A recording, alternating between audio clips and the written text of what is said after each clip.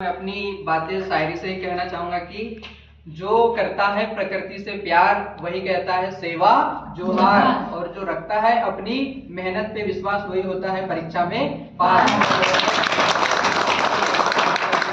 आज आपका विदाई का दिन है, और विदाई एक तो देखा जाए तो एक खुशी का भी दिन होता है और दुख का भी दिन होता है। तो खुशी इस बात की ये है कि आप लोग यहाँ से अच्छे संस्कार लेकर के, अच्छी शिक्षा लेकर के अन्य स्कूल में जाएंगे और वहां पर ये बताएंगे कि हाँ, हम खलाल खुर्द स्कूल से आए हैं जहां पर हमको इतनी अच्छी शिक्षा मिली। और दुख इस बात का है कि आप 2 साल तक के हमारे पास में रहे और ये 2 साल कैसे बीत गए ये पता नहीं चला, और आज वो दिन आया आपकी विदाई का कि आपको इस स्कूल को प्रस्थान करके छोड़ करके जाना पड़ रहा है। दुख मुझे भी हो रहा है, हमारे सर जी को, आदरणीय प्रिंसिपल सर और सभी को हो रहा है, लेकिन मुझे सबसे ज्यादा हो रहा है। क्यों? जैसे कि सर ने बताया कि मैं आपसे बहुत ज्यादा घुल मिल जाता हूँ। मैंने आपको एक शिक्षक के तौर पर नहीं पढ़ाया, मैंने आपको एक दोस्त की तौर पर पढ़ाया, मैंने आपको एक भाई की तौर पर पढ़ाया, मैंने आपको एक मोटिवेटर की तरह मोटिवेट किया और एक गाइड की तरह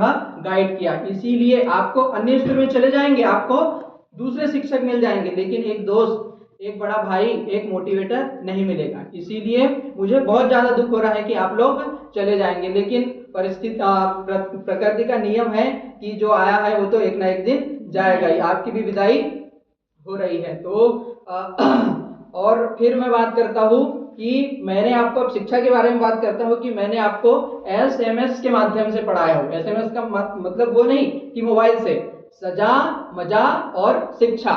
तो मेरी कक्षा में सर जी, मैं समझता हूँ कि मुझसे ज्यादा यहाँ पर किसी ने सजा भी नहीं दिया होगा। जो लेट आया उनको सजा मैंने सबसे ज्यादा दी, जो एप्लीकेशन नहीं पहुंचाया उसको सजा मैंने दी, लड़कियों ने 2 चोटी करके नहीं आई, सजा मैंने दी, लड़कों ने शर्ट इन करके नहीं आए, प्रॉपर ड्रेसअप करके नहीं आए, सजा मैंने दी। फिर सजा बहुत जरूरी है, उसके बाद में मजा। मेरे एक गुरु है जो दृष्टि IAS के फाउंडर है, श्री विकास दिव्य कीर्ति सर। वो कहते हैं कि आप 40 मिनट की कक्षा लेते हैं, उसमें अगर से आप बच्चों को 10 मिनट हंसा नहीं सकते, उनके चेहरे पे मुस्कान नहीं ला सकते, तो आपका पढ़ाना व्यर्थ है। क्योंकि अगर से हंसी मजाक में जब पढ़ते हैं तो उनके दिमाग में जाता है, अगर से नहीं करेंगे तो सीधा दिमाग के ऊपर। तो मेरा ऐसा कोई भी क्लास नहीं रही होंगी जिसमें बच्चे मुस्कुराए नहीं होंगे, तो आपका मुस्कुराना बहुत याद आएगा। और आखिरी शिक्षा, तो मैंने हर आपको क्लास में भी शिक्षा दी, क्लास के बाहर भी हमने ऑनलाइन के माध्यम से पढ़ा, हमने क्विज के माध्यम से पढ़ा, हमने कंपटीशन करवाए। KBC जो मैं समझता हूँ कि यहाँ क्षेत्र में शायद कोई ऑर्गेनाइज करता हूँ, वैसा खेल हमने ऑर्गेनाइज करवाए, तो याद तो आएगी। और फिर अभी हाल ही में अभी सुबह सुबह मेरे एक शिक्षक मित्र है उपेंद्र पारजी सर, जो कटंगी में पदस्थ है सर, बालाघाट में, उनका एक स्टेटस देख रहा था कि उन्होंने लिखा था कि शिक्षक की सबसे बड़ी वो कमाई होती है कि वो अपने छात्रों का फेवरेट टीचर बने। लेकिन बड़े दुख के साथ कहना चाहता हूँ कि मैं आपका फेवरेट शिक्षक नहीं बना। क्यों? क्योंकि मैंने आपको सजाएं इतनी दी है, और इस बात का मुझे मलाल भी नहीं है कि मैंने आपको सजा दी है। क्यों?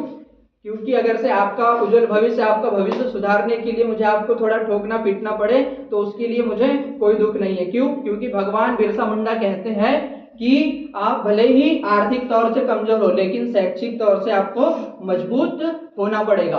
और इसी बात को डॉक्टर भीमराव अंबेडकर रिपीट करते हैं कि शिक्षा वो शेरनी का दूध है, जो पिएगा वो दहाड़ेगा। इसीलिए आपको मेहनत करना पड़ेगा, और अगर से आपको मेहनत करना है, परीक्षा में पास होना है, तो एक शर्त बहुत जरूरी है। वो शर्त है कि अगर से मेहनत करना है, तो अगर से दोस्ती करना है तो अपनी परछाई से करो, और अगर से सच पूछना है तो आईने से पूछो। क्योंकि परछाई आपका कभी साथ नहीं छोड़ती और आईना कभी झूठ नहीं बोलता। तो क्या इस तरह से आप मेहनत करने के लिए तैयार है? ये मजा नहीं आया है आपको? आपकी आवाज उस पिताजी तक जानी चाहिए जो धूप हो या गर्मी हो, कोई भी मौसम हो, आपके लिए मेहनत करते हैं इसी उम्मीद में कि एक ना एक दिन मेरी लड़की या लड़का हमारा भविष्य सुधारेगा। तो उन तक आवाज पहुंचनी चाहिए कि हाँ, आप मेहनत करने के लिए तैयार है। क्या आप मेहनत करने के लिए तैयार है?